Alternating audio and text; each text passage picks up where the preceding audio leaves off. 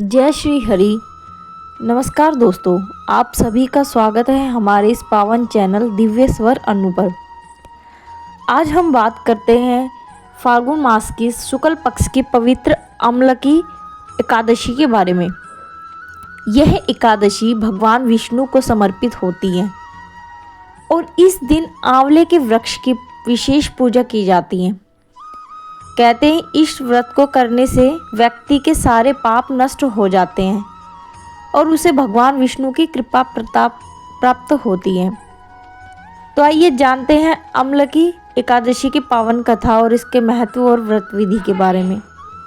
प्राचीन काल में वैदिश नाम का एक नगर था। वहाँ एक धर्मात्मा राजा राज्य करता था। वह राजा भगवान विष्णु का परम भक्त था और उसके राज्य की प्रजा भी धर्म और सत्य के मार्ग पर चलती थी। फाल्गुन मास की शुक्ल पक्ष की एकादशी आई। उस दिन राजा ने पूरी प्रजा के साथ लेकर भगवान विष्णु की पूजा की। नगर के बाहर एक बड़ा आंवले का वृक्ष था। उस दिन सब लोगों ने उस वृक्ष के नीचे एकत्र हुए। उन्होंने उस वृक्ष को भगवान विष्णु का स्वरूप मानकर पूजा की, दीप जलाए, भजन कीर्तन किया और रात भर जागरण किया। उसी नगर में एक शिकारी भी रहता था।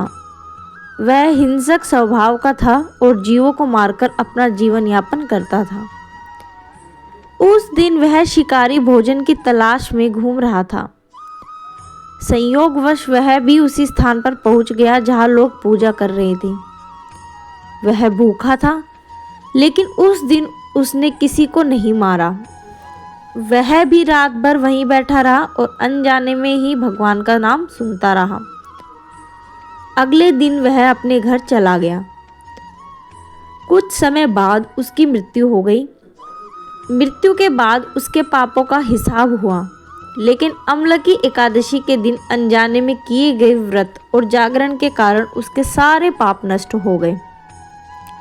अगले जन्म में वह एक बड़े राज्य का राजा बना और धर्मपूर्वक शासन करने लगा। इस प्रकार अम्लकी एकादशी का व्रत अनजाने में भी करने से व्यक्ति को महान पुण्य की प्राप्ति होती है। अम्लकी का अर्थ होता है आंवला। शास्त्रों में आंवले के वृक्ष को अत्यंत पवित्र माना गया है।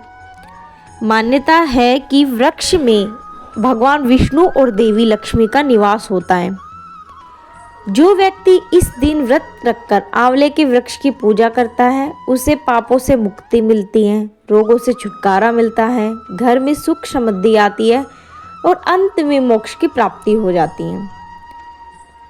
प्रातःकाल सुबह ब्रह्म मुहूर्त में उठकर स्नान करना, भगवान विष्णु की प्रतिमा या चित्र के सामने दीप जलाना, आंवले के वृक्ष की पूजा करना, ओम नमः भगवते वासुदेवाय मंत्र का जाप करना, दिन भर व्रत रखना और थोड़ा सा फलाहार करना, रात्रि में भजन कीर्तन और जागरण करना तथा द्वादशी के दिन विधि पूर्वक व्रत का पारण करना, ये सब नियम अम्लकी एकादशी व्रत में किए जाते हैं।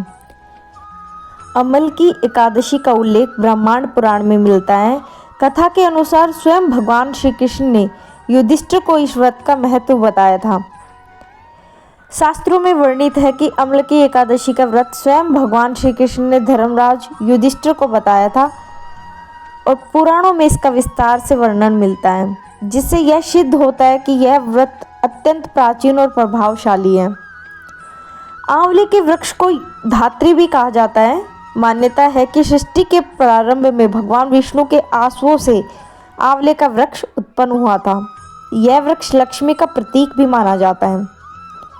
आंवला केवल एक फल नहीं, बल्कि यह भगवान विष्णु की जीवित उपस्थिति का प्रतीक माना जाता है। यह एकादशी होली से पहले आती है। इसे पाप नाशनी एकादशी भी कहा जाता है। जो व्यक्ति इस दिन व्रत करता है, उसकी कुंडली के नकारात्मक प्रभाव कम हो जाते हैं। अनजाने में किया गया सत्कर्म भी फल दे देता है। भगवान की कृपा पाने के लिए भाव सबसे महत्वपूर्ण है। संगति का प्रभाव जीवन बदल सकता है।